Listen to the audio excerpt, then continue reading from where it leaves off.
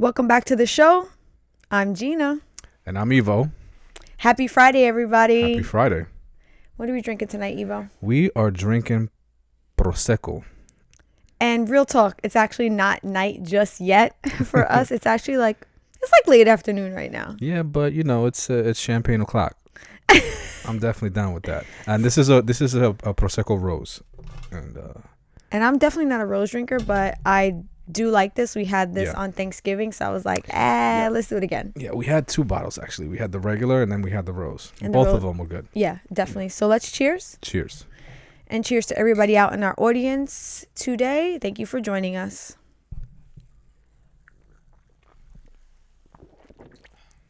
So let's get right into the show. And I think we have some great topics. Oh, yeah. Today. And again, these topics roll right off of the back of some conversation that we're already having on social media. Yeah.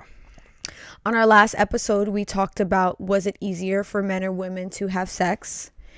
And we got a lot of comments about that conversation.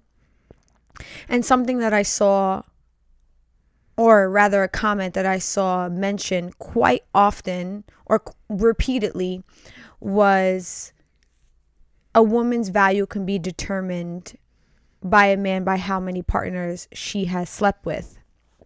And that got me thinking about, how does a man really know? Unless a woman is being open and raw and honest about her past, I don't feel like a man is going to know unless they roll in the same circle. I was just thinking that. I'm like, if she rolls in the same circle, and there are girls who tend to do that, their business is out there, and it's just, they're going to be branded per se.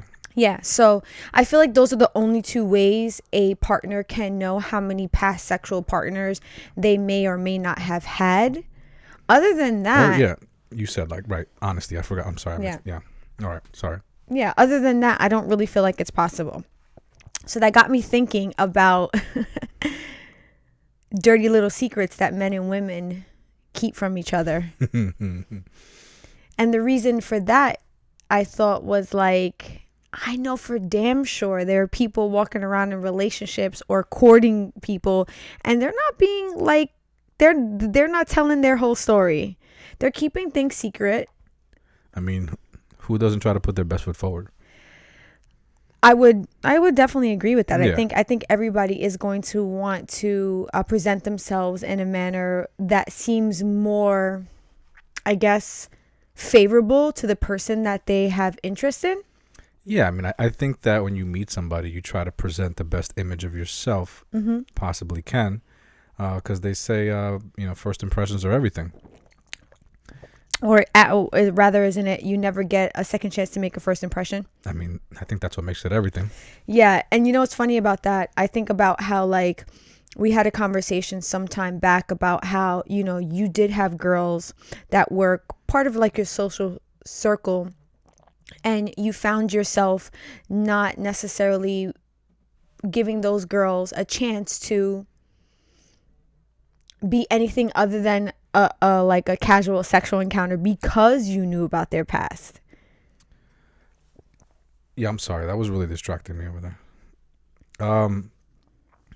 Yeah, I mean, I think that goes for anybody, though. I mean, and even speaking for myself, there was a point in time where I was,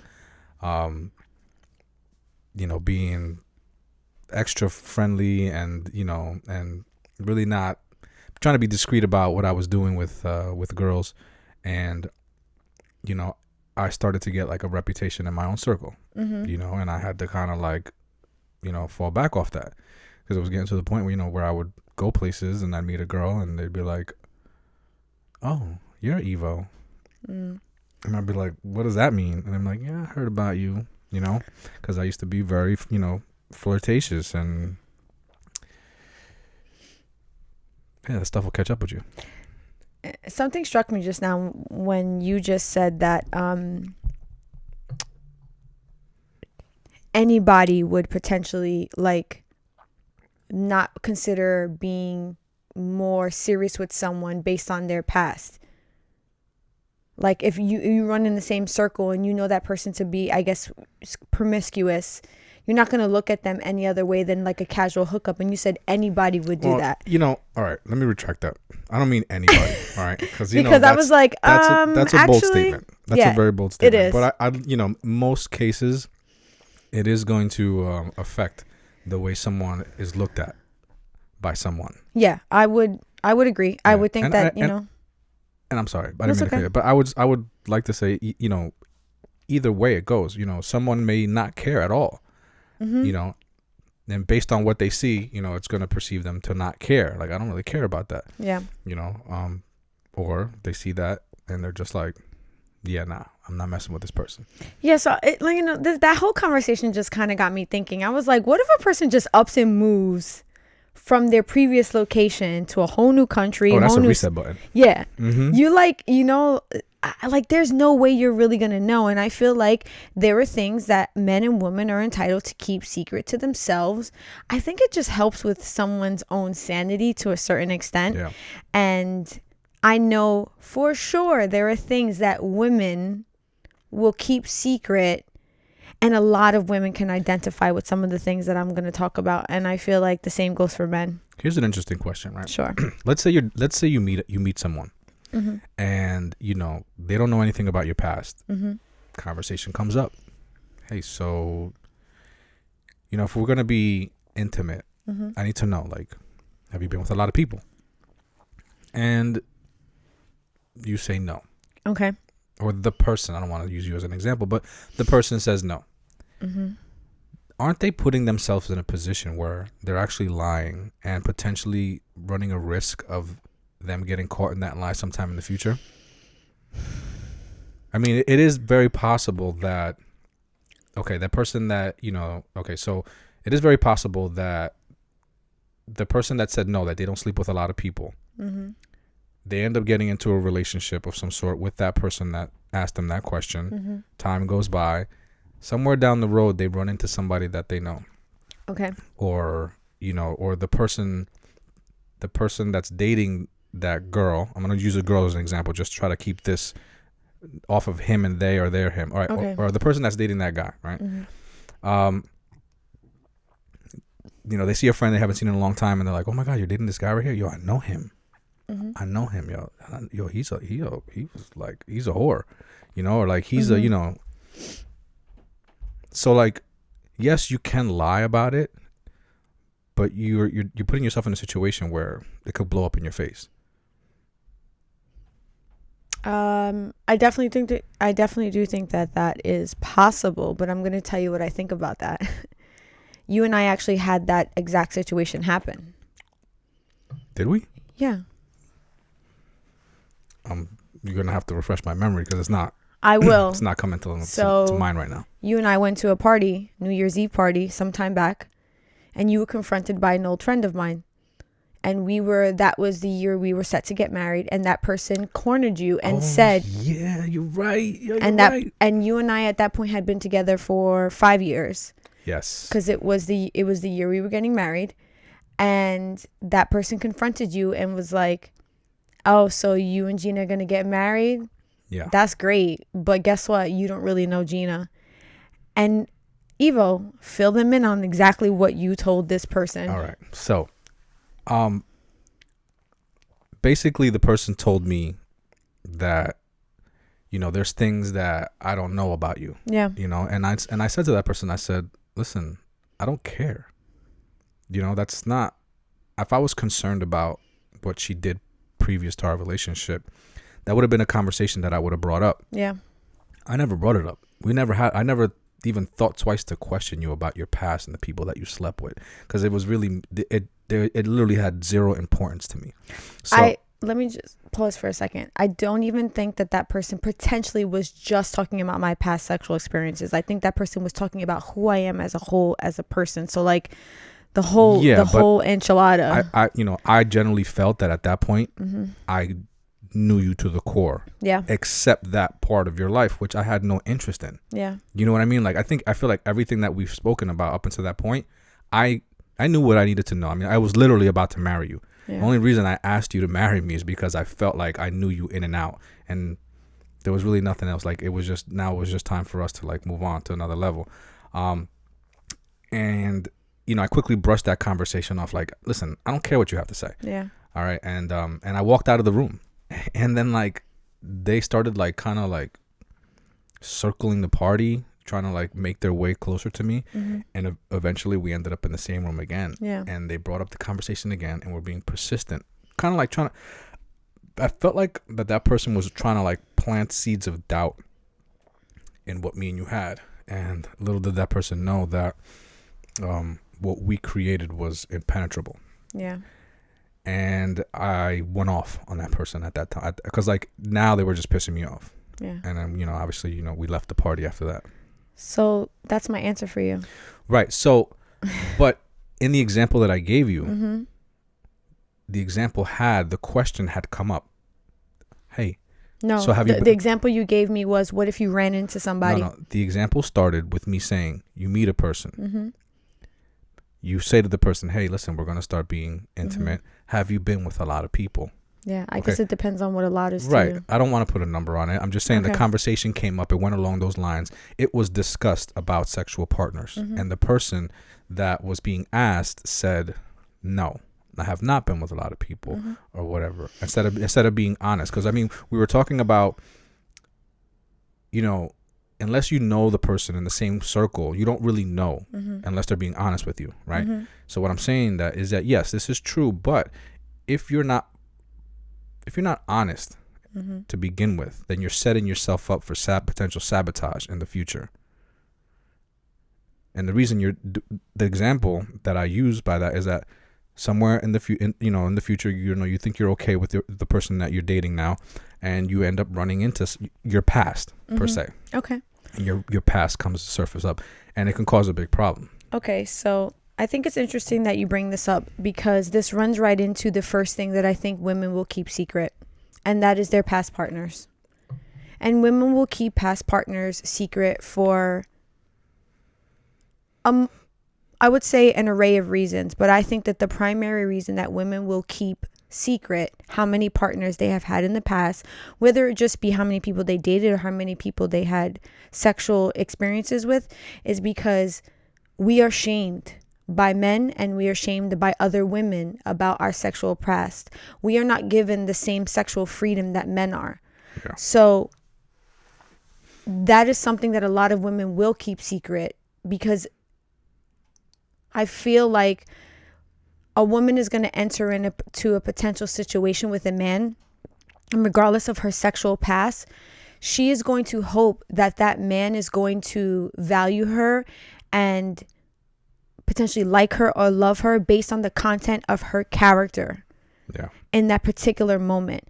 So I would hope that if I, at that point in time, if we're using me as an example, or, hypothetically speaking, that if I didn't divulge to you exactly how many people I was intimate with and my past ran into us, I would hope by that time, you would have really gotten to know who I was and value me for who I was at that time versus what was in my past. Yeah, well, I mean, listen. Because you have to understand that, I'm sorry to interrupt. That's you all right. have to understand that women will hide that, Evo, because I know we why. are shamed. And it's not because that they want to lie to you. It's because it carries this stigma in society that potentially shows us to be a less valuable woman. Yeah, well, that's why I'll never ask that question. Okay, because I don't. Yeah. And more importantly, I'm not concerned about how many people you've gotten into bed with. I'm more concerned about how many people have you been in a relationship with. Oh, that's interesting. How many people have you given your heart to? That's what I want to know, because ultimately, yes, we're physically going to be together, but on a deeper level, we're going to get into each other's hearts. Yeah. You know what I mean? And so I want to know whose heart I'm getting into. What is the condition of that heart? How many times has it been through these traumas and ups and downs, and what is the condition of it? That's what I want to know, what I'm getting into bed with. What also I find very interesting about that is, are you going to let another person's opinion of the person or the man or woman that you're with potentially sever your relationship with them? And the fact that I think people will allow that type of perspective to disrupt their relationship, I think is unsettling to me, and to a certain level, because I directly think about that example that I just gave you, which is that time that we came across an old friend of mine that was really carrying some animosity towards me for things that I experienced with this person. At that time, maybe like 10 to 15 years prior to us. Yeah. And this person was in a way in their life that they were looking to be a hater, like in a nutshell. So could you imagine if you would have let that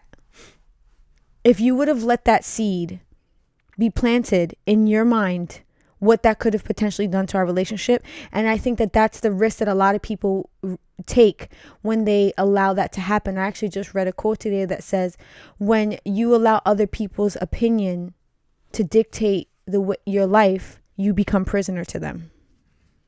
Yeah. And that's exactly how I feel. I know it's not an easy thing. I know it's hard to, whether in your job, in your relationship, or in society, to not potentially take a person's opinion about you, like take it onto yourself. But let me tell you the freedom that you will have in your life if you basically are just like, I don't give a fuck. Because at the moment you allow another person's opinion to take hold of you, you're no longer who you are. You're trying to aspire to what that person thinks you should be. Yeah. Well, I mean, listen. So I think that if somebody comes to you and they tell you something that you don't know about the person that you're with, I definitely think you should listen. Okay. But be prepared to hear something that you may not like, and be prepared to talk about it, because there may be some truth to it. I think that sometimes people are told things that they need to know that they're unaware of. I saw something one time. It was a clip on the internet where a woman walked up to a guy at a gas station and asked him, "Are you such and such?" And he was like, "Yes." And he's like, she's like, "I want you to know that the person that you're with is sleeping with so and so. It's sleeping with so and so, and the baby that she says is yours, it's not yours. It's this person. Okay, and you're a good person, and she's a piece of shit. And I want." She goes, and he was like, being very like, "Oh, you don't know what you're talking about." He almost kind of like took it as where she was like trying to like sabotage them, right? And she was like, "Listen," which that happens. She was like, "Listen," she was like, I knew you were going to act this way. And she was like, "There's more of us who feel this way about that girl, and we all put this money together." She had a big wad of money. She goes, "Here, this is for you. You deserve it. You deserve better. Look at your situation and look at what you're into." I was like, she's like, "You're being done wrong." And in that situation, someone like that is being taken advantage of, which does happen. So I think that in the situation that you're with someone that could potentially be taking advantage of you and you don't know, you should definitely listen, because you may learn something that you don't know.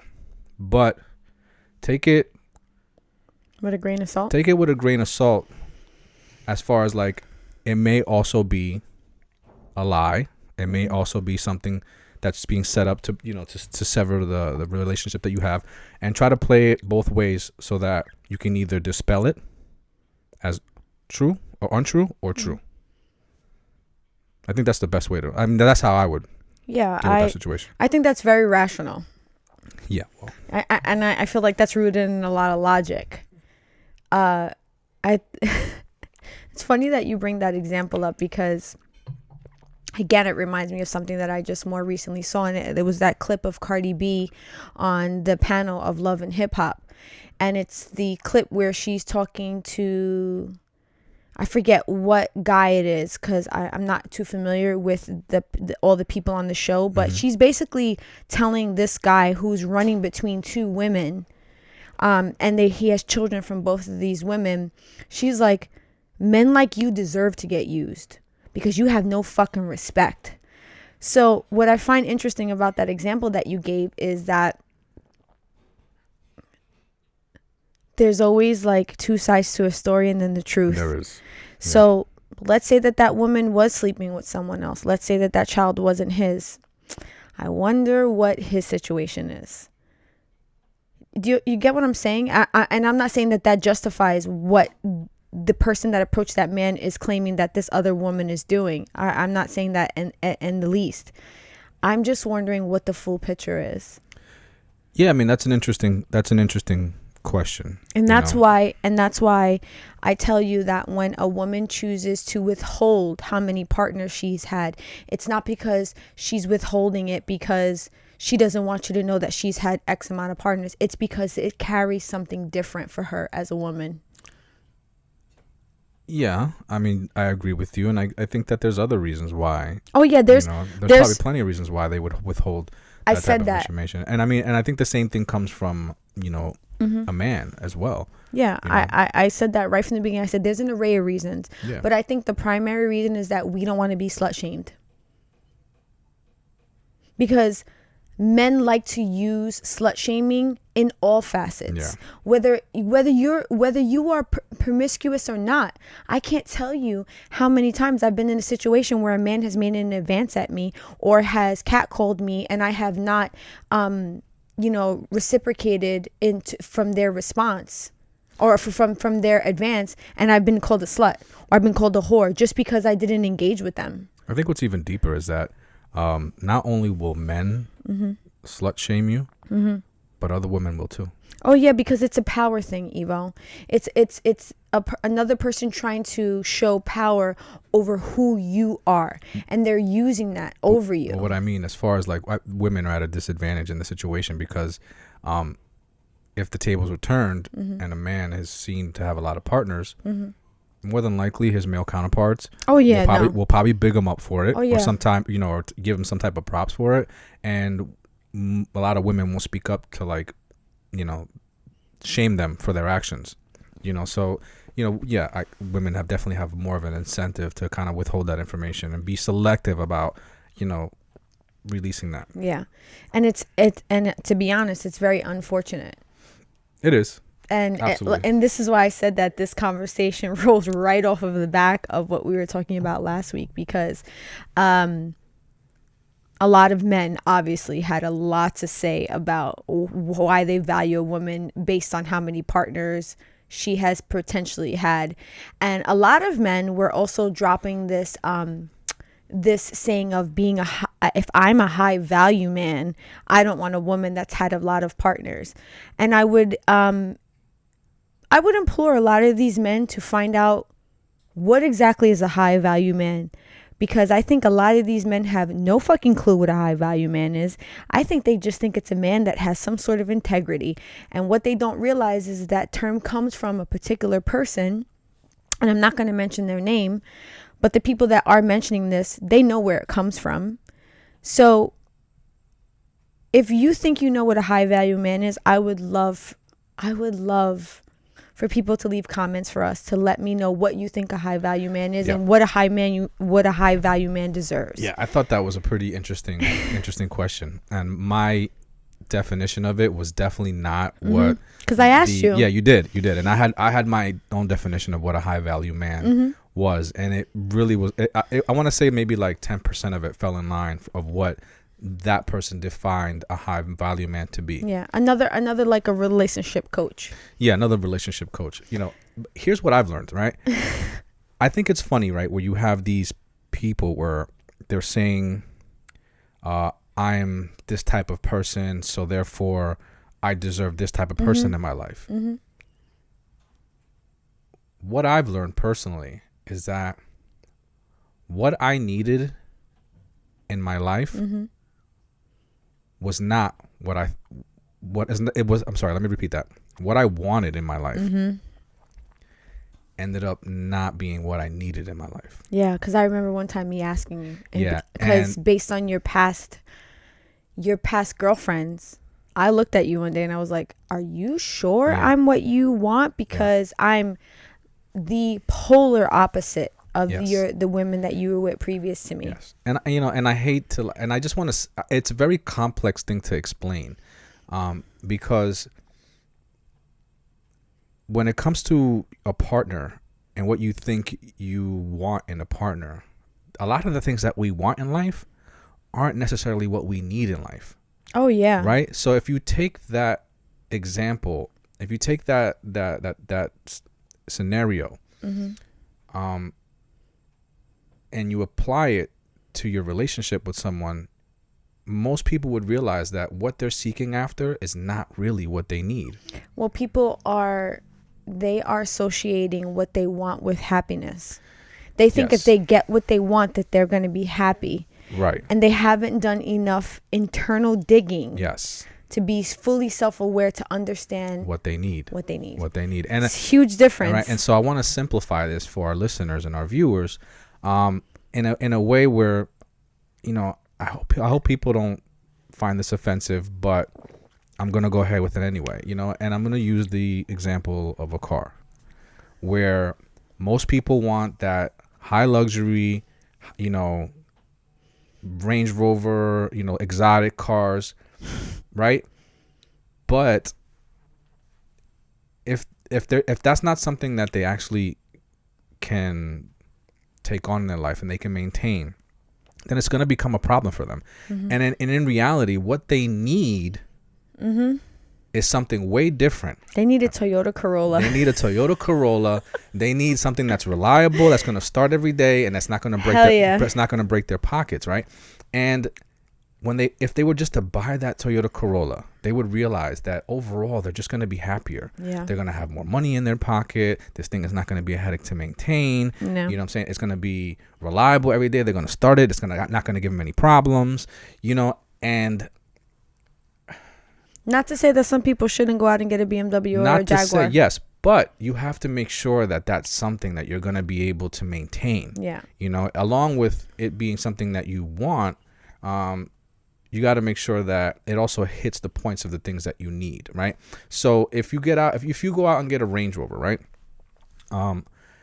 You may find that it's not practical for everyday use. Yeah. Right? You may find that it's uncomfortable in certain ways, I'm sorry, I'm just laughing because I'm thinking about this in terms of how some men will seek women, and I've watched it play out where they go after what they think they want and then they end up with it and they're fucking miserable. Listen. And I've watched it happen time and time again, because what a lot of people don't know about me is that I worked in a very heavily male dominated industry for a very long time. Yeah. And I watch it happen over and over again, and I just would sit back and just be like, yeah, which I think this, so it kind of opens up the it kind of opens things up to say that it's very important to get to know a person before you commit to them, and pursue a person for who they are rather than what you see on the outside. Yeah, you got to ask the right questions. Yeah. And if you're not, then something's going to pop up and you're going to be blindsided by it. Yeah. So since I gave you a secret that women will keep, I would love to know what's something that men will usually keep secret. Something that men will usually keep secret. I want to say men would usually keep secret about the person that they're seeing. How they truly feel about them physically. Okay, you need to elaborate. So let's just say you have a man who's dating a woman, and after some time there may be some things that he finds that he doesn't like about her physically. Okay. I think that a lot of men will keep that a secret and not say nothing about it. And why do you think men do that? For multiple reasons, but for one large reason is not to hurt the other person's feelings, not to create an uncomfortable situation. I think not to be confrontational. That's interesting that you say that, Why is because that? we're actually going to be talking about that later in the hour. Oh, are we? We're going to be talking about how to say something to your partner that may hurt their feelings. Yes, we are. So I think that, for a lot of reasons, including the ones that I just mentioned, a man won't say anything. And I think that that leads right into what we call the nonverbal issues, that start to fester inside of a person and grow like a wild weed. That's interesting, because I feel like there are things that women will keep secret that will not fester. Okay. I mean, I think that. All right. So yeah, I'd love to hear an example. The first one that I gave you. I don't think that's going to fester on a woman at all. I think she is completely understanding as to why she's keeping that secret. There's no guilt. Right. So There's like, the reason why I'm saying it won't fester in a woman on the first example I gave of concealing how many partners she may had is because she's concealing it for a very particular reason, and there in that lies no guilt for her. So because there's no guilt, it's not going to fester on her. It's not going to eat away at her and be like, oh my God, I can't believe I didn't tell him that I had X amount of partners. I beg to differ. Okay. You can. That is your right. But I'm speaking from a woman's perspective, and that's why I'm choosing. That's why we decided to talk about what women and what men do. And since I'm a woman, I'm going to speak for women. You can have a perspective, but you don't speak for women. So you don't think that somebody who lied about, a woman who lied about how many partners she's had with a man, but generally she's an honest person and she likes to be honest. You don't think that something like that could potentially wear her down in the long run, where she feels like, things are really going great in this relationship? Yeah. Why would that even be a concern? Let me Sorry. Finish. Okay. She's saying, and she's just thinking to herself, things are really going great in this relationship. I really like this person, but I did this one thing. I lied about that. And and it may come back to bite me in the ass. And I would much rather it just get it out and deal with it now than it come out and sting me and make me look like a bad person later on in the future. Yeah. You don't think that that's a possibility? And one female, I should not be saying that. That's fine. I meant in one woman, like you're doing that thing that we're not supposed to be doing, where you're sedating it that everybody has one condition that they would not do, right? So you're saying that no woman what I said is that I speak for women, and I feel for all women. No, I'm saying that I speak for the majority, Evo. Oh, okay. So then, and yes, one woman, yes, there's always going to be a what is that saying? There's always going to be an exception to the rule. Yes. So, but when I say that I speak for the majority of women, so I was going to say, I speak for the majority of women when I say that, no, I do not think that is going to fester. And in addition to that, I recently just heard a statistic from a psychologist that said, on average, people lie at least 2 times a day. Oh, damn. On average. And this is as a whole population. And whether it be a large lie or a little lie. So let me give you an example of a little lie. Oh my God, I'm sorry I was late to work today. I overslept. No, you could have just stopped and got a coffee and you didn't really want to tell your boss exactly why you were late. Everybody lies multiple times a day. Okay. So do I think that one thing that she decided to keep secret is going to fester on her if she is predominantly an honest person? No.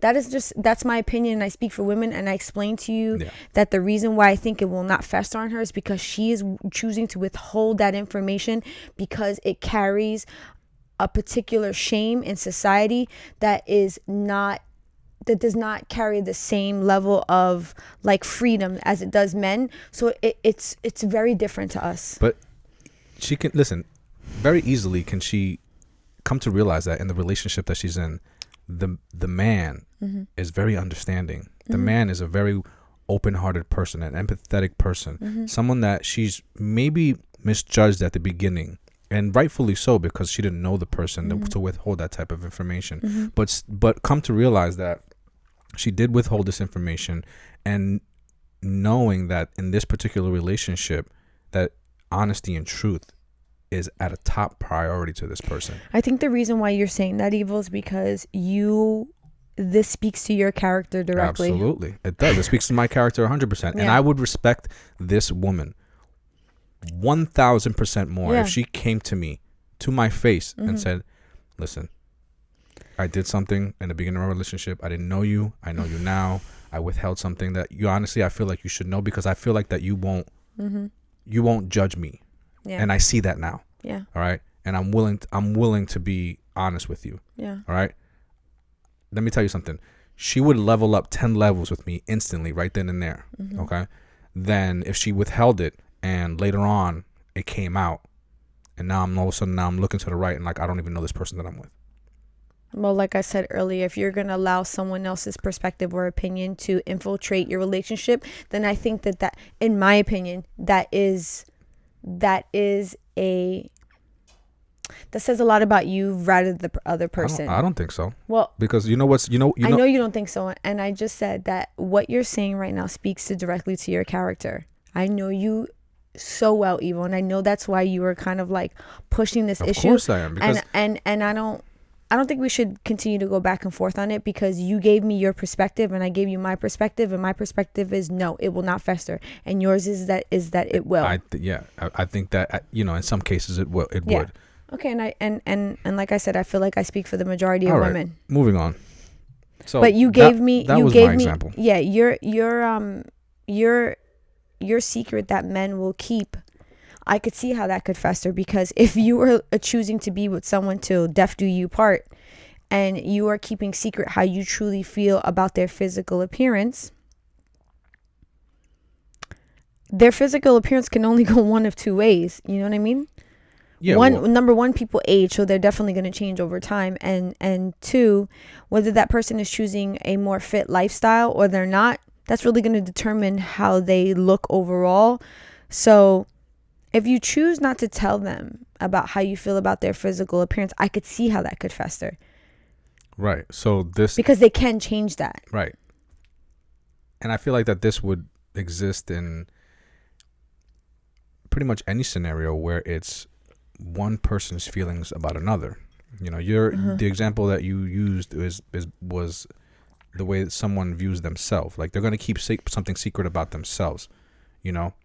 Like you said that someone is going to keep secret. A woman would keep secret how many partnerships she was with. It's not about how she feels about herself. I said the primary reason is because it carries a shame in society. Right, which in turn make her feel a certain way about herself.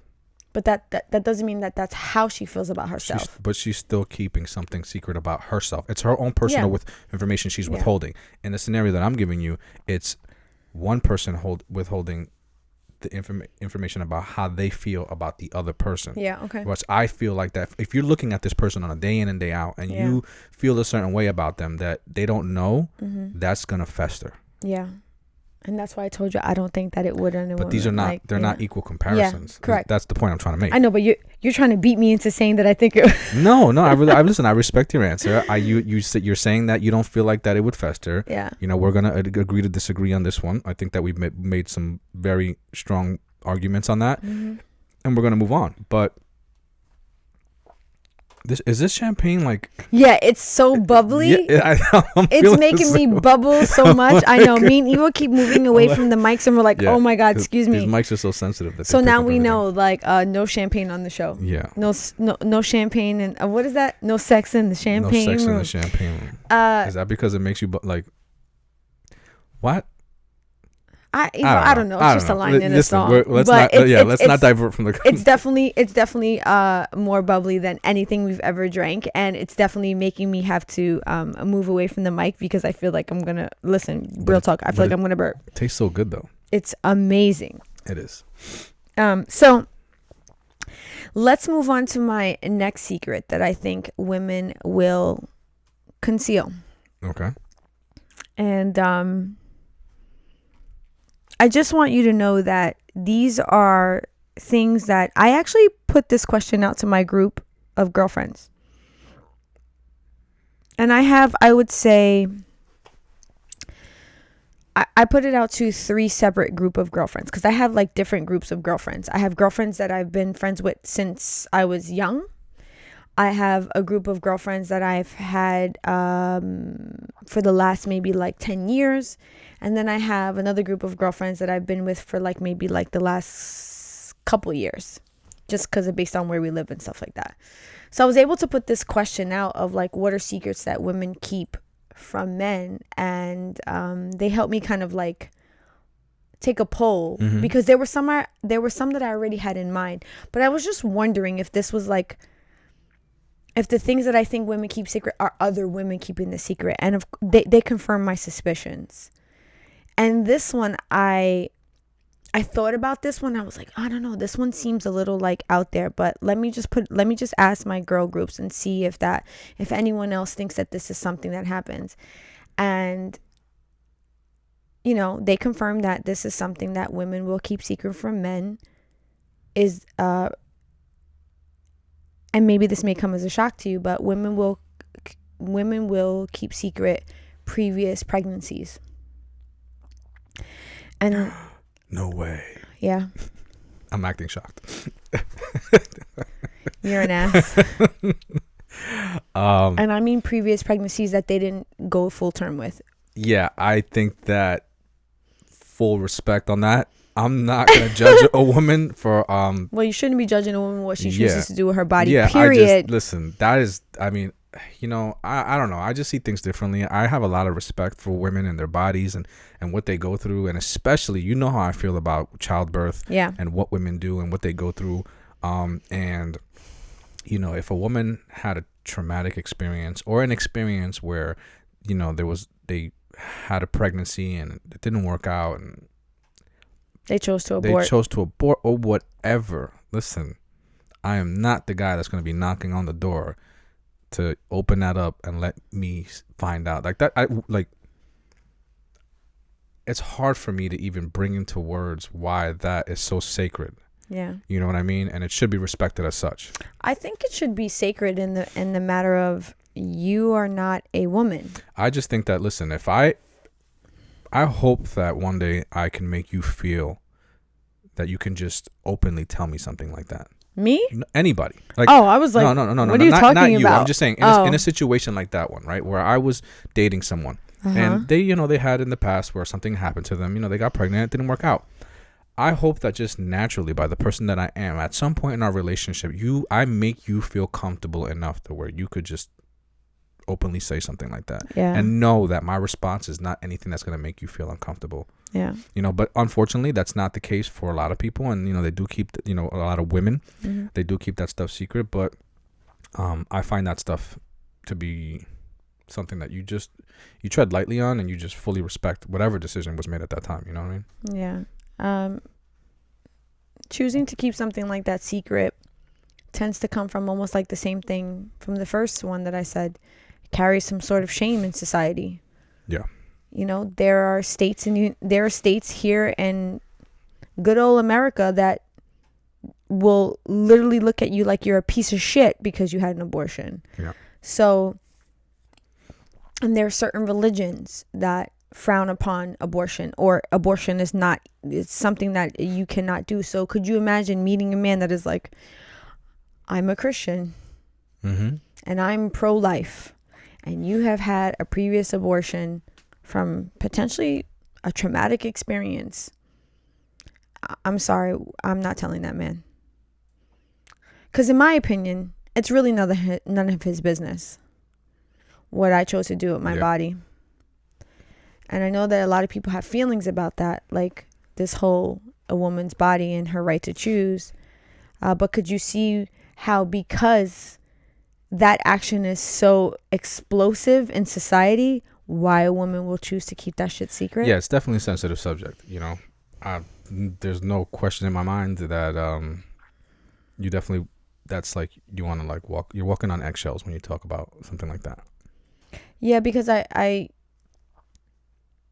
not only does it carry like potential, it carries a social stigma, it carries like political beliefs, it carries like religious beliefs. Like there's a lot of like, that shit is like a walking time bomb. You know what I mean? So I know of women that have kept that secret, and I completely understand why. Yeah, I mean, who the hell wants to be judged? I don't think anybody wants to be judged, Evo.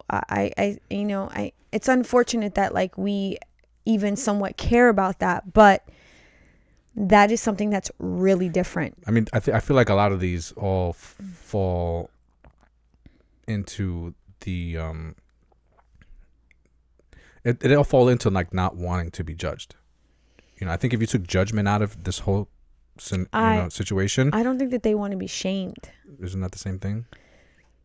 I feel like that they're one and the same. Yeah, like I could see how you could make that connection. Yeah. I just think that a person doesn't want to be shamed for like a personal choice that they may have did it for all of the right reasons.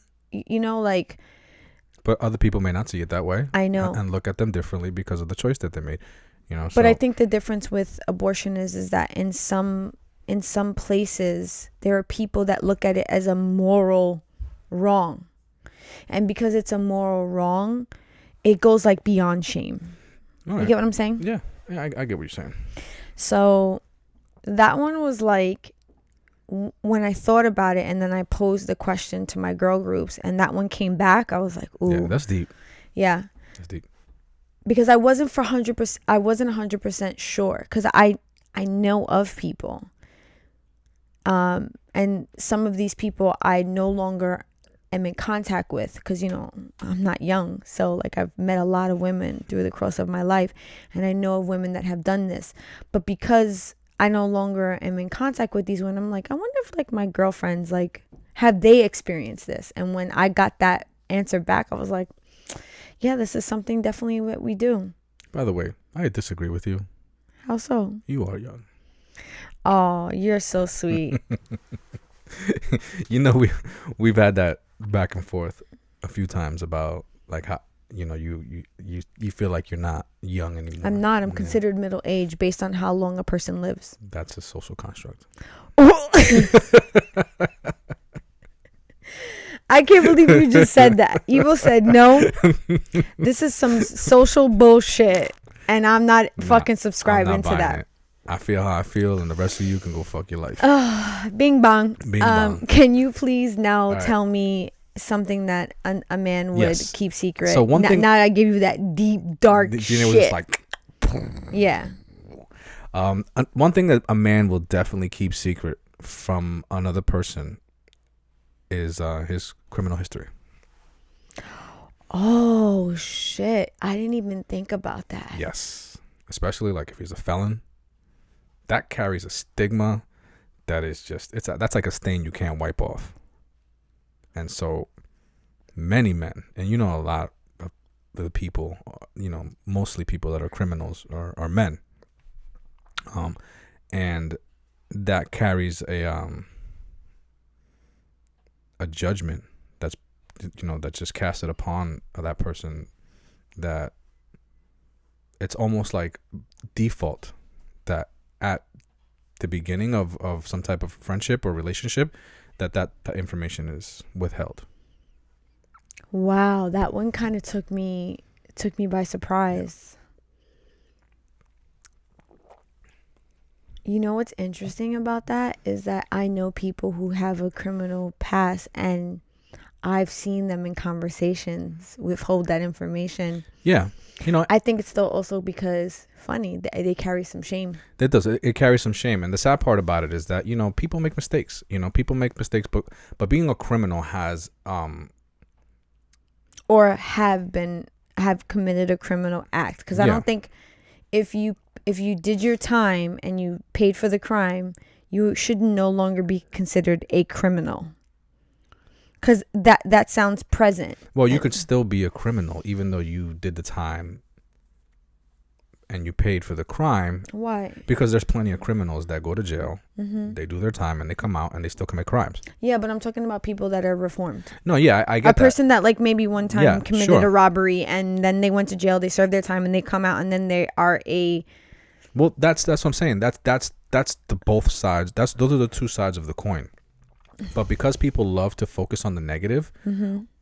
When it comes up that a person is a criminal, immediately the negative is casted upon them. You know, they're stereotyped. There's no like, okay, well, you know, how have you been since then? You know, like, what's your life been like? You know, let's shed light on and give credit to you may possibly have changed your life around. You know, and that's a beautiful thing. You know, that's a growth that should be celebrated. You know, and those people deserve that. But because that's not it's immediately like stereotype. Oh, especially for somebody who hasn't been to jail, or especially for somebody who doesn't have a criminal past. The way that they see that person, oof, man. I'm just imagining like a girl going like to the her. Look on your face. I'm looking at you.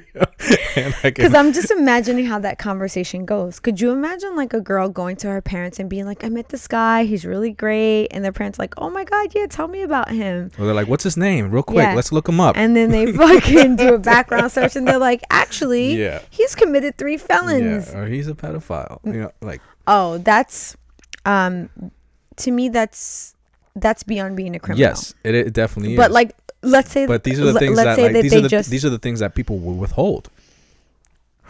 Yes. Wow, that's pretty heavy. Yeah. We're just dropping bombs today, boy.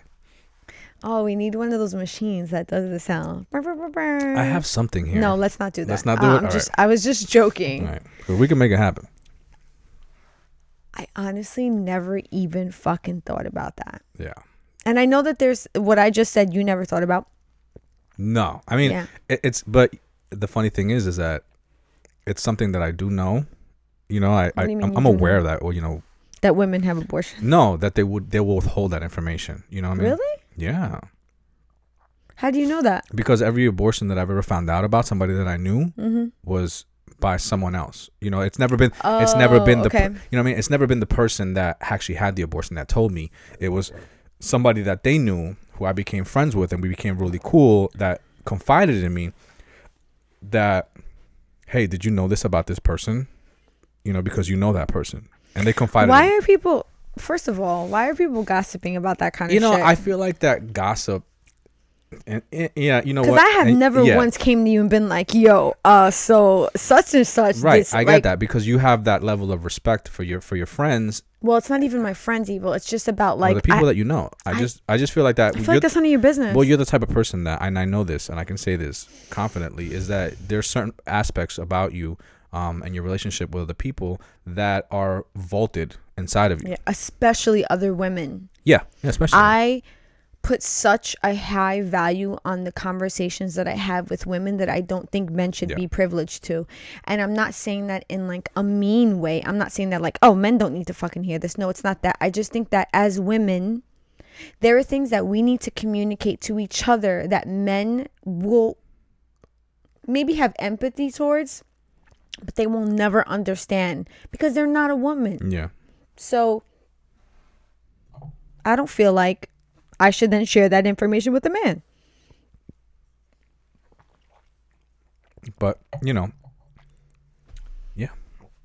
So, now that I've dropped that bomb on you, what other nuclear bombs do we have so here? This is the last one that I have. Ugh, God. And can you pass me your glass, please? Sure. A woman, I feel like, will keep secret their true feelings about their partner's parents, how they feel about their partner's parents.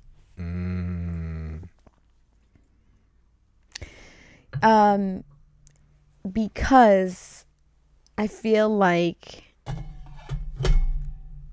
a woman wants to be seen as the good wife or the good girlfriend, and that they're being cordial when it comes to like the family's interactions. Yeah. And this girl may meet this other person's parents, whether if it's a girl dating a guy or a girl dating another girl or however that dynamic is. I feel like a girl will keep secret to them how they feel about that other person's parents, especially if like they have like some sort of suspicion about that parent's feelings about their relationship. Do you understand what I'm saying? Yeah, so you're saying like if that person has a really good relationship with their parent, that they will especially keep those feelings secret. Oh yeah, but what I mean, that in addition to, let's say for example that the girl that you're dating meets your mom or your dad, and they get the vibe from your parents that your parents don't like her. Okay. And they're passing judgment on that girl and the relationship because of whatever those parents, however they feel. A girl will continue to conceal how she truly feels about your parents, even though she got that vibe from them, to keep the situation between you and her good. Because could you imagine? I can't relate to that. Okay. Well, could you imagine? And then the reason why you can't relate to that is because I've truly told you how I felt about your parents. Yeah, I'd be the same way. Like, I know, like, but your parents don't like me, bro. Yeah. But could you imagine in the same exact example that you gave, where a guy or girl has a really good relationship with their parents, where like they have like a very loving, supportive relationship, and then the girl meets their parents, and then like after that interaction, the girl's like, so by the way, I don't think your mom likes me or your dad likes me, and I think she's a bitch. Could you imagine how that conversation goes? I would hope that it doesn't go that way, but here's how I feel about that. I think that the person that wouldn't say anything about it would be the person, and this is just my opinion. I don't know if this is any true. Okay, I'm just some guy in a basement talking to his wife, on a show. So, welcome to Shit Talk Fridays. Welcome to Shit Talk Fridays. So I feel that if a person truly values being accepted by the person that they're seeing's parents, right? Am I saying that? You following me? Yes. Right? So if they're seeking, if they truly value the acceptance from the person that they're dating's parents, yes, okay, then it will come out that how they feel about the parent, right? So for example, I'm gonna use us as an example, right? I'm gonna say if we met your we were dating, we met your parents. I felt that your parents didn't like me. It is like at the top of my priority list that I get along with your parents and that your parents like me. Right, that's just a personal choice of mine. It's something that I just feel like it's important to me. I want to be liked by your parents. It's almost like the dad that gave away his daughter, and he gave his daughter away to a good man. Like that to me is like it's like a rite of passage as for a man, right? I understand. Right? So it's important for me to be liked by your parents because I know that they approve of me and they approve of me being with you, and just for me that's just important, right? So I feel like that someone that has importance, not even in that light, but for saying like they're just like it's important to have a good relationship with the person that they're dating, their parents. If they get the vibe that the parents don't like them, I think that they would want to talk about that and say, hey, like, I don't think your parents like me. How can we get this right? Like, what do I need to do? Like, because it's important to them. It is important to them that the parents accept them. So they want to try to figure it out. I think that for someone like that, they wouldn't like just keep quiet about it. Now, a person who don't care. Yeah, I'm that person. Right. You don't care. They're not going to say nothing. Yeah. I'm like, she don't like me. Fuck it. Well, I'm not going to not tell you because I don't care. I'm not going to, I don't think you understand. Maybe you misunderstanding what I'm saying. I think that there are people that do care and still won't say it. Yeah, I can't relate to that. Because they know that if they tell their partner, hey, this is how I feel about your parents, and I think that your parents XYZ, that may really put a wedge in between them and that person. So they're not willing to risk that, Evo. No, I'm going to figure out a way to talk about it. We're going to talk about this. That's you. That's what I'm saying. But that's why I said I can't relate. You, in this sense, you come from a very logical standpoint. You come from this thing of like rationality. Do you not understand when someone is approached and a girl tells a guy, yo, I think your mom is a bitch. Like, see, I wouldn't say that either. I know. I'm just like I'm being very real life about it. Like if a girl tells a guy, is this real life? If a girl tells a guy, yo, listen, I really don't like your mother, and I really think that your mother doesn't like me. Yeah. That could end the relationship, Evo. Okay. So again, I really don't like your mother. Your mother doesn't like me. Or if just the other way around. So, okay. So if it's important for that person that they have a good relationship with the parent. What person?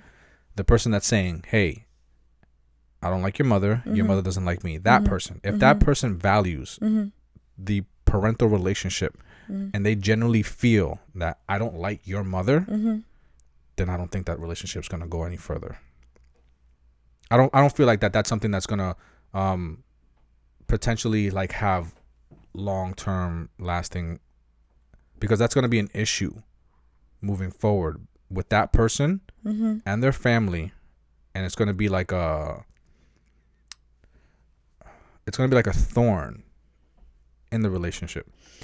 Oh, I mean, fine. I'm just gonna tell you that I'm telling you that girls will keep that shit secret. I'm sure they will. For the sake of their relationship, the argument that I'm trying to make is that yes, they will. I know, but I don't disagree with the argument that you're posing. That's all right. So then we're good. Yeah, I don't disagree with the argument that you're posing. I'm just telling you that is something that girls will keep secret. I agree with you. I was just simply stating that in some cases they won't, because it's important for them to work it out. Yeah, and I'm just telling you that in some cases they will keep it secret because it could potentially just blow up the whole relationship. I agree. I'm speaking for the exception to the rule. Yeah. Because that's how I like to do it.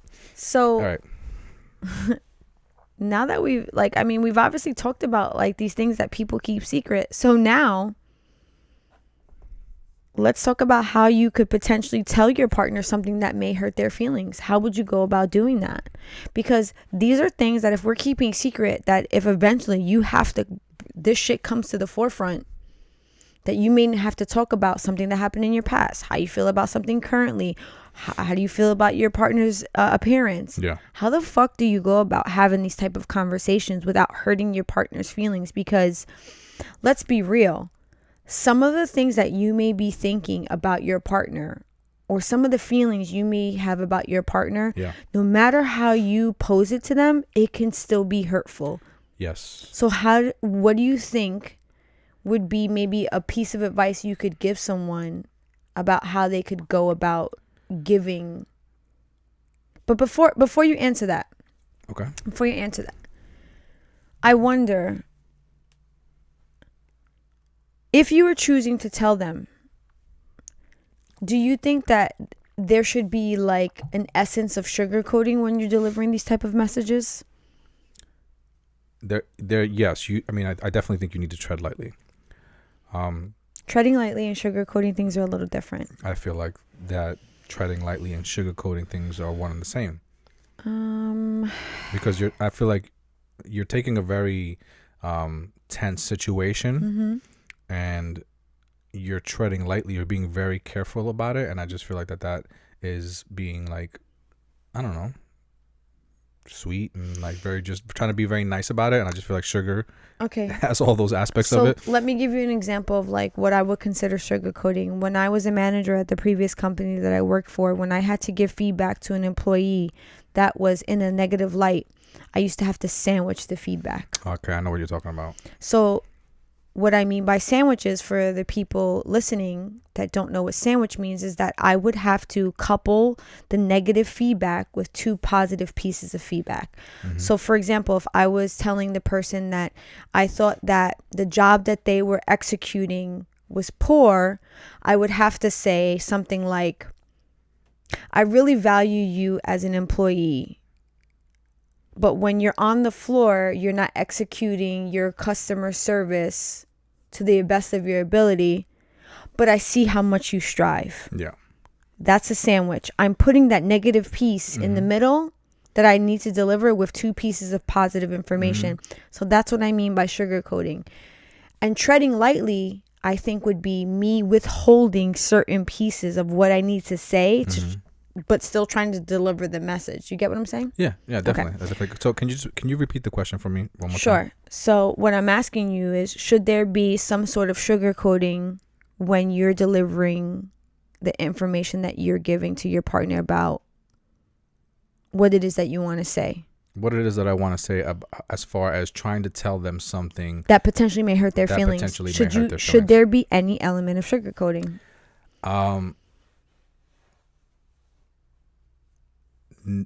No.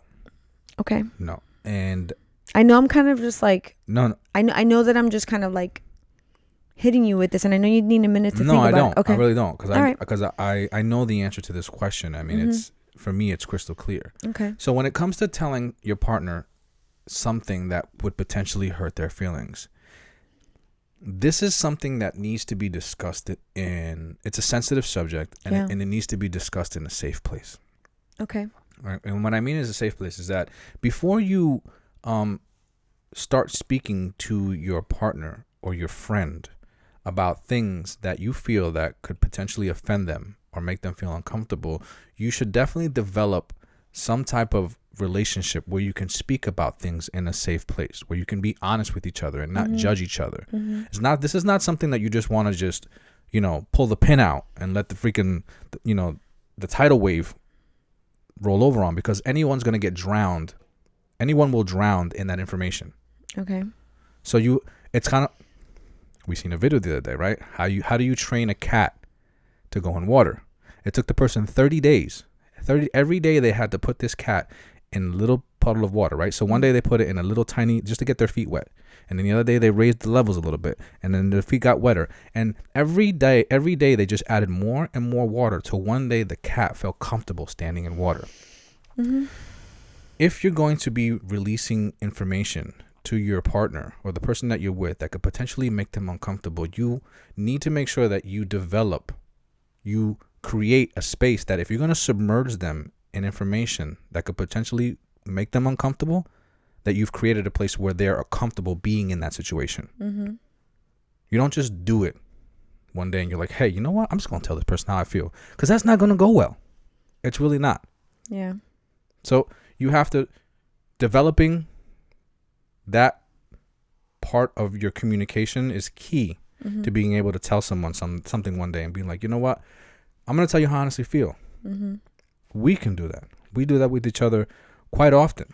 We do. And while you were saying what you just said, it really made me think about, I feel like you and I have created that space. Exactly. However, that's what's important. The space has to be created before you just come out and say something to somebody. But let's be real, Evo. Even though we created that space, that does not mean that feelings don't go off kilter. I'm not saying that they don't. So because I have seen that happen in our relationship where we have said something to each other that is potentially hurtful, and it's not intentionally hurtful. It is something that we know may hurt that person's feelings only because of how raw the information is, and you have created that safe space. I will remind you, and I've said this to you many times,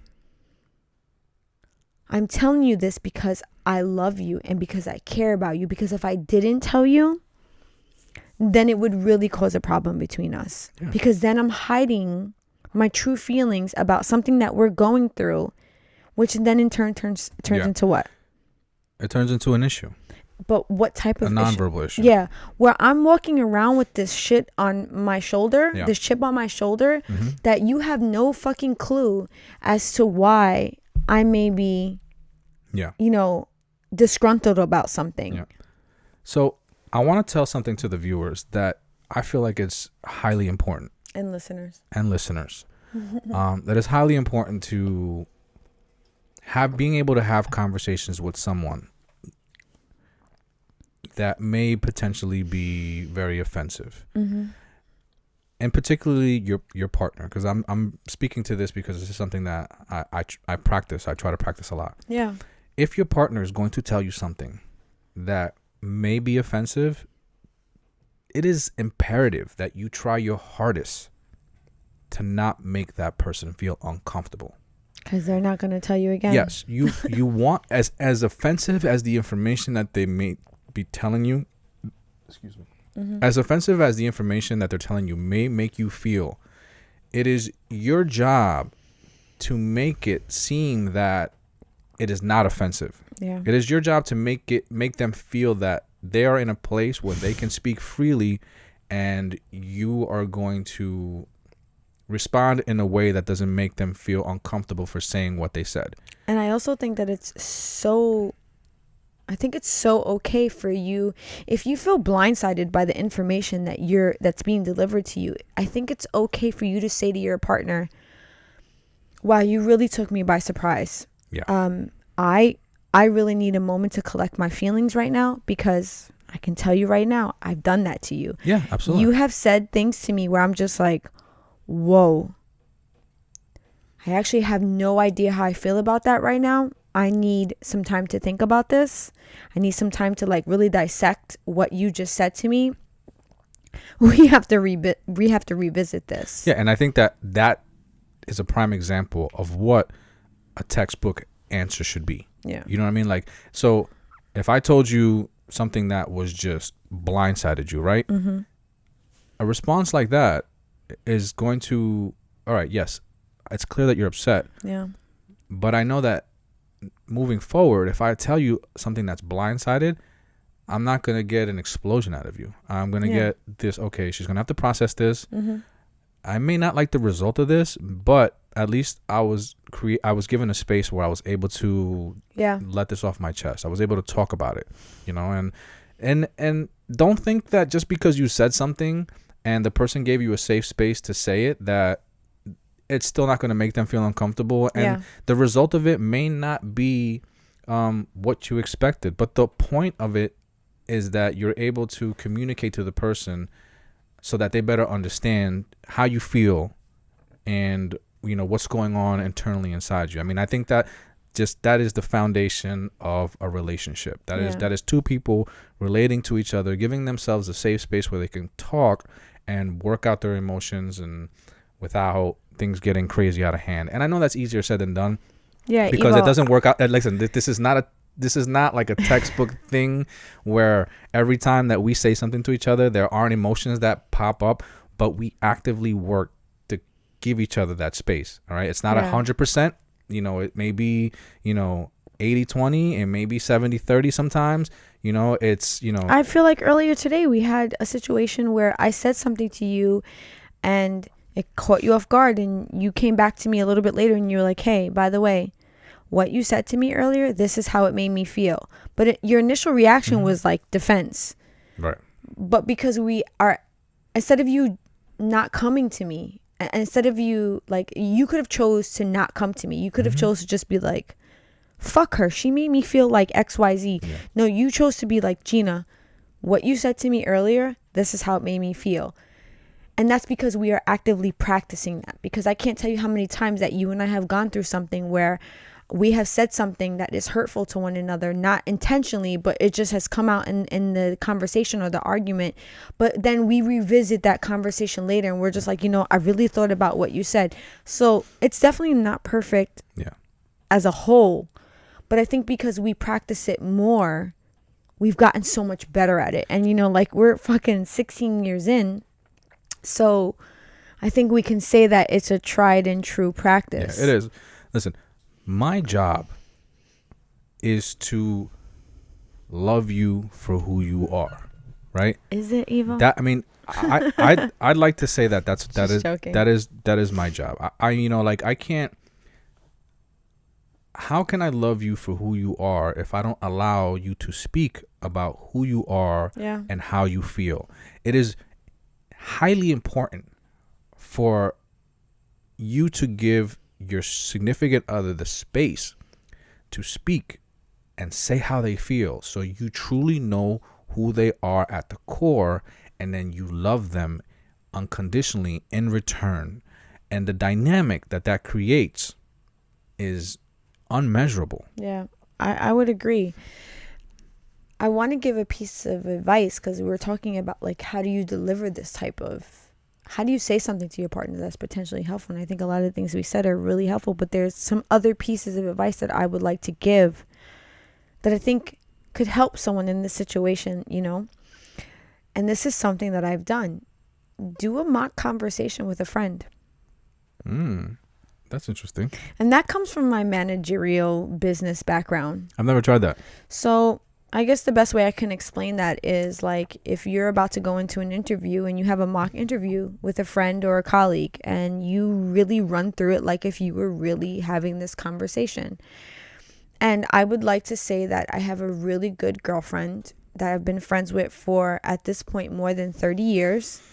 And there's times that I have found myself potentially going into something with you where I know that the conversation is going to be difficult.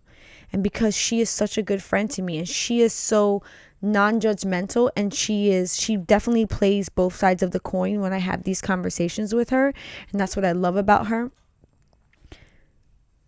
And I feel so lucky and so privileged to have this relationship, because I don't think everybody has this. But if you have a girlfriend or a guy friend that you feel like you can confide in, that they're not going to judge you for the information that you give to them about a really hard conversation that you're going to have with your spouse, you'll run it past them and like be like, listen, this is what I want to say. How do you think I should go about doing this? I actually have a joke with this friend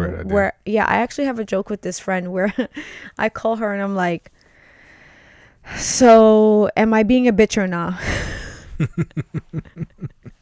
And she knows exactly what I'm saying when I say that, because she knows that I'm about to go into a conversation with you about something that, like, what I want to say, I could come across like a bitch. Yeah. So I ask her, and then I tell her what the situation is, and then we kind of run through it. And then I can't tell you how many times, Evo, and you know what friend I'm talking about, she'll be like, I know exactly what you're talking about. Yeah, she'll be like, Gina, I love you. We've been friends for a long time, but you are being a bitch, and that should not go that way. Yeah. And it makes me realize that I need to like reevaluate how I'm looking to deliver something. Yeah, that's a great idea. That's not something I do. Yeah, but that's why I chose to give that example, because I know that I've done it. But you do need to, I do think that you need to be careful, because there are people that thrive on other people's what's the word I'm looking for? There are people that they thrive on other people's drama. Yes, correct. So you really need to be super careful about who you're sharing this type of information with, and the type of information that you're sharing. Correct. Because you and I have had a situation, I want to say like 7 years ago, where I thought I had a friend that you and I shared it together. Yes. We shared something about your past, which we spoke about on the last show, which was that you had a previous substance abuse problem. And then that person took that information and manipulated it. Yeah, and shared it with somebody else. And shared it with someone else. And then how they retold it. And this is funny thing, right? I was so hurt by that. This is the prime example on how being who you are truly, and disclosing who you are truly with the person that you're being like close to is important. Because what ended up happening is that the person that you shared information to about me, we shared that information. It was like a mutual thing. We shared this information with this person because we honestly thought that, that they were generally a good person, right? They gave off, and so what ended up happening is that they told somebody, and then I ended up meeting that person later on. We became really good friends. Yeah. And I mean like really good friends. And then the person came to me and was like, bro, that this person told me something about you, and I can't believe that they said this about you. You know what they said? And then they told me something that I know was true. But the way that they told it was right. It was twisted and manipulated. But I know that that what they were saying to me was true, because I only told the other person. There was no way that this person could have knew this about me. Yeah. And they came to me, and because our relationship was so good, they were like, bro, I can't believe that this person said this about you, because I know you. And but it was because you you had become friends with this guy. Yeah. And this guy, you had shared with this guy the same information. And then they were like, you know what's so funny about that? Is that what you're telling me right now? Someone that we all know painted that whole situation with a different brush. Yeah. They made you look like a savage. Yeah. And I honestly was so... I just said I was sad. I was so fucking angry about that, because I had invited this person into my home. Yeah. I had invited this person around my family, and I embraced this person because I felt like I saw them for who they truly were, and me telling them about your past was nothing to you. Not only that, but this person really made it an extra effort to make themselves feel like they were like that we were close. Yes, correct. You know what I mean? Like they went above and beyond to You know, you have that person in your life that makes you almost feel like your family. You know, that treats you like your family. This person acted that way with us. You know? Yeah, well, that person was doing it for all the wrong reasons. They were doing it because they were on the down low a hater. Yeah. And I hate to fucking use that verbiage because I feel like I will say for the most part, I don't really have haters in my life because anyone that really knows me and that I keep in my circle, especially now, we are a loving group. Yeah. And there's nothing but love. And the only people that I find that hate on me, they don't know me. Yeah. So I could personally give a fuck. And the fact that I thought that this person really knew me and then chose that route, I was like, all right, say less. Yeah. You will never, ever be privileged to anything in my life ever again. And me and my husband's life. And from that day, I never spoke to that person ever again. They never even, I think we may have made like small contact, eye contact. And like when I tell you, this person still to this day has no clue as to why. Yeah. I never spoke to them again. And honestly, I could care less. So that's what I'm saying. Excuse me. That's why I'm saying if you want to take the advice that I've given, which is to run this through with someone, please, for the love of God, make sure that it is a person that values you and your relationship and that you can entrust in them, that they are not going to be one-sided and they're not going to use that information ever against you. Because my dear friend of more than 30 years loves you so much, and there's so many times I have posed a scenario to her about how I'm going to say something, and she will literally stand up for you, and like she will present what she thinks is your perspective because she knows you so well, and that's why I say I do a mock with her, because she knows us so well. And because we have developed that level of trust with one another, she does the same thing with me. There's so many times she'll call me and be like, this is happening, I want to say this, what do you think? Let's run through it. And it's so helpful to our marriages because we have that trust with each other. And then in the end, what winds up happening is we all get together and we fucking laugh about it, because then we wind up just being like, I called this chick and I told her XYZ, and if it wasn't for her, you'd have got it, No, but so that I wanted to share that. And then the other thing that I wanted to say that I thought was a good piece of advice is treat others how you want to be treated. So if you're going to say something to your partner that you think potentially could hurt their feelings, think about how you would want that same information to be given to you. Do unto others as you would want done to yourself. Yeah. It's the golden rule, isn't it? I kind of live by that. I know you do. For anybody that doesn't know, Evo is a Taurus, and his sign is synonymous with loyalty. Yes. And honor. And you hold these things so like at the core of who you are, that there are times that him and I will butt heads because I don't feel like certain people should have that loyalty or that privilege, and you look at it very differently than I do.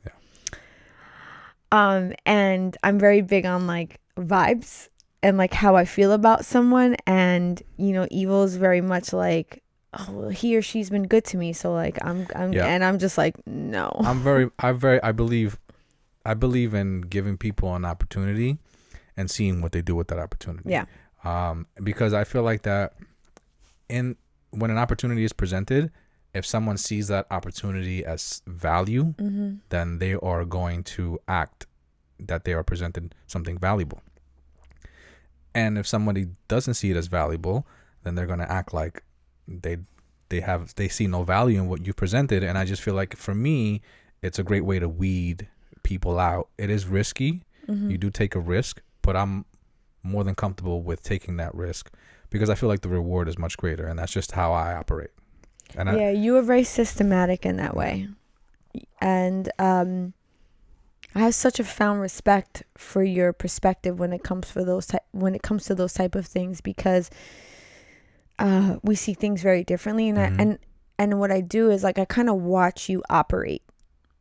I watch you like maneuver in this like sector of like how you like to conduct your life as far as like your relationships with other people. And I find it so interesting. You know why? So not many people will take chances, right? You think so?